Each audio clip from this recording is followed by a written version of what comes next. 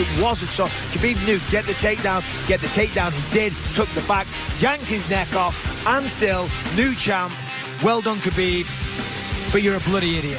And it's not about stopping the one takedown. That's the thing we said that's great about the Eagle. He'll go 1, 2, 3, 4, 10 in one round. He consistently stays stuck to you like glue, and that's the difference maker. You have to be ready for a second and third attempt. When a wrestler's a great chain wrestler, you can't just do an old school sprawl, stuff the head and think it's over with. You got to be ready to continue, give wrist control, and also give a punishment. If someone takes a shot on your legs and you defend it, you need to be punching behind the armpit, kneeing them to the body, shoving them, pushing them, letting them know, not up in here, do not go for these legs again. If you don't do that, there's no repercussion. It's not going to stop Khabib from going after the takedown again. As we said, though, once he yanked the neck, once he got the submission, that should have been enough for Khabib. But as we saw, and it was reminiscent to when Conor McGregor, was it Dennis Seaver, I think he beat, and he dived over the fence and yell at Jose Aldo. Kind of did the same thing to Dylan Dennis, but Dylan Dennis is loving the publicity right now. By the way, He's popping right now. When did his name ever get mentioned? But yeah, he went and attacked Dylan Dennis, and then all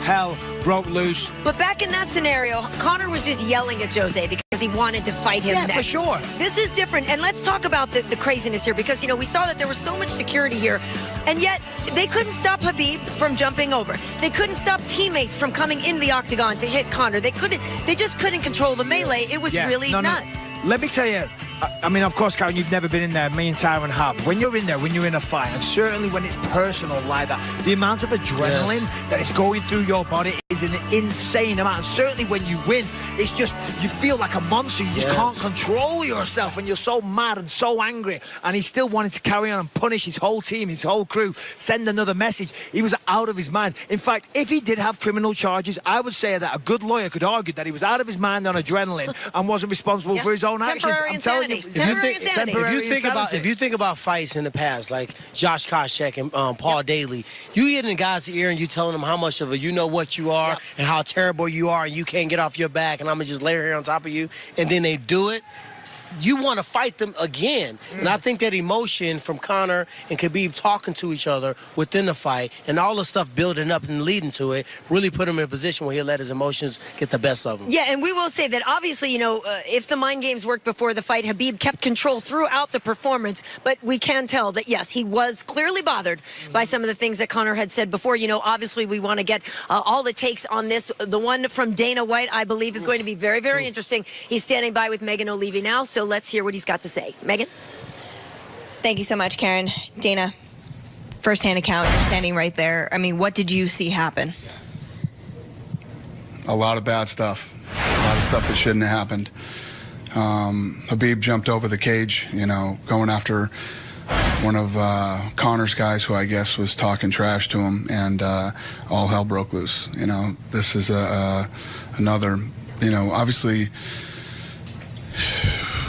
I don't know. I don't even know what to say right now. I'm just disgusted and sick over it. We saw Conor take some shots actually in the octagon from one of Khabib's training partners. Is he all right? I mean, okay. I just talked to him. I just met with him, and he's okay. You know, he's upset about the fight, not about that. The fight after the fight, yeah. Khabib obviously was in his locker room afterwards. We saw his whole team go in there with him. Have you spoken to him? 3 of his guys have been arrested and taken to jail. Yeah, the 3 guys that were involved in the incident, I believe it was those 3, are on their way to jail right now.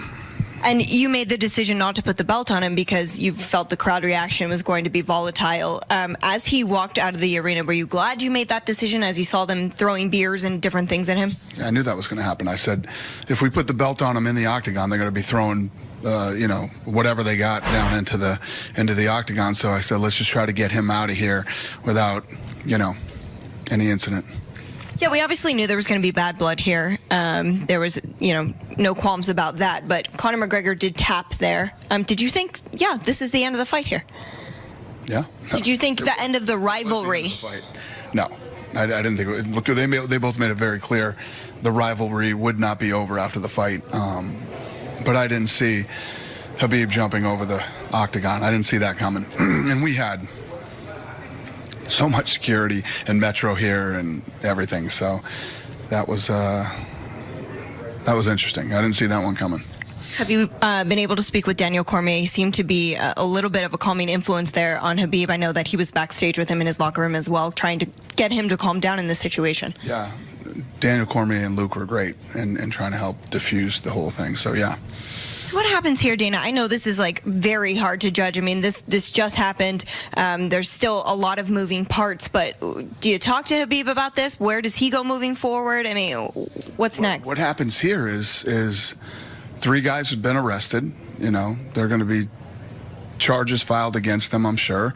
And, you know, God knows what the Nevada State Athletic Commission is going to do to Khabib and his guys. I think they're fighters. You know, are these guys ever going to get a visa again to get back in this country? There's a lot of things. There's a lot of repercussions from what they did tonight, ones that I don't even think they realize yet. Yeah. Well, we appreciate your time right now. I know this is a difficult situation. Thank you for speaking to us, boss. We appreciate it. Thanks. Karen, back to you. All right. Thanks so much, Megan. Michael, I will start with you on this one because you are the one who's had to deal with visas and that kind of thing. And you pumped up about it I as know, well. but I just got a green card recently. No, but I was getting, well, welcome. Yes. Took a while. It wasn't easy. That's No, what I'm saying. no, I know. If I was on TV doing that, Yeah. I think I might not have got it. No, but let's talk about this because you have some perspective on this that others don't have. When you are dealing with a commission, if there is any sort of, black mark in your past, how serious of an issue is that? Well, it's a very, very serious issue. Of course, you know, America doesn't want thugs and criminals running around the place, and that's why you get processed and vetted so much. Going back to what Dana said there about Conor, though, after the fight, of course, Conor's not going to be bothered about the fight after the fight, you know? He's guys sad like he me, he's mad he guys lost. like Tyron, guys like Conor, the kind of backgrounds we have. Believe it or not, there's a reason why we end up fighting in cages. So getting into a little scuffle isn't the end of the world, okay? Conor's going to be crushed about the fact he didn't win the belt back. That's the big story here. All that other stuff, that was madness, that was sad, that was disgusting. It was a terrible display of a lack of control. Khabib should be ashamed.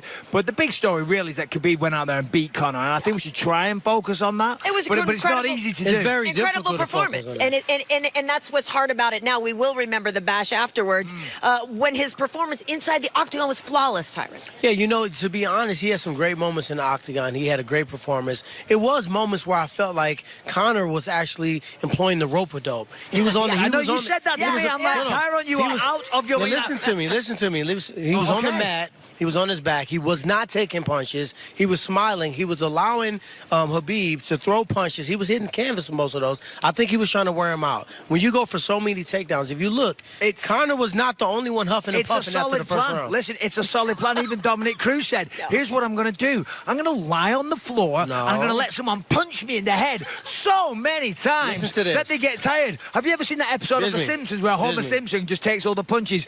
He's not Homer Simpson. Let me ask you a question, He's Conor McGregor. At the end he's of not the first Muhammad Ali round. as much as everyone likes to say. No. Oh, he's the next Muhammad. He's not Muhammad. What I'm saying is at the end of the first round, we saw Khabib and we saw Conor huffing he ain't and floating puffing. like no butterfly. and the thing we saw afterwards, we saw Khabib actually take shots on desperation. They weren't set up. He was lunging and diving in. And I'm just telling you, from a wrestler, if I see that shot coming from a mile away with coverage like Metro PCS, you're going to get lit up. Well, guess what? I think we agreed to disagree. Right? Well, there is no way that was we haven't disagreed all show. We've been good. We've got on very well this week, Tyron. I'm proud of you. But you know what? You've come a long way. You've matured. You've grown. When Conor got up, he was Fighters smiling. don't let themselves get punched. I'm just saying. Fighters don't let themselves get punched. He wasn't getting punched, though. That's what I'm telling you. Blooming was. The second round, he was getting Clearly, punched. lots to talk about. It was like a speed back. We do have more coming up on the UFC 229 post-fight show. Hey, guess what? Tony Ferguson.